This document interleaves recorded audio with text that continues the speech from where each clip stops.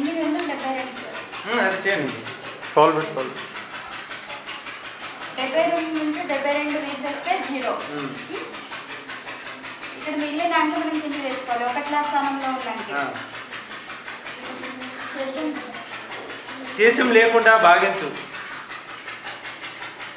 శేషం లేకుండా sir point పెట్టుకోవాలి ఇక్కడ. ఉంది కాబట్టి 8 2 64 8 9 72 సార్. సారీ 8 9 72. 72 నుంచి 72 పోతే 0. ఇక్కడ శేషం 4 వస్తుంది. ఇక్కడ ఈ 4 ఇక్కడ తీసుకున్నా నేను. మళ్ళీ ఏం చేయాలి? మళ్ళీ 8తోని భాగించాలి సార్.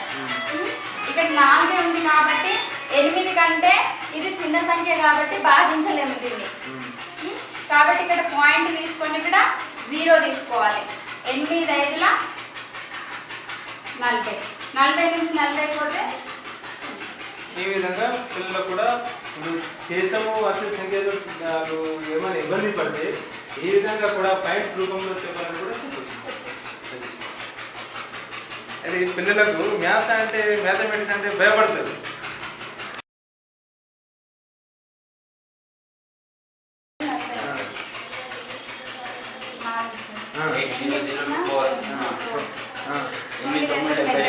ఓకే పాయింట్ ఇక్కడ వస్తుంది. పాయింట్ ఇక్కడ వస్తుంది.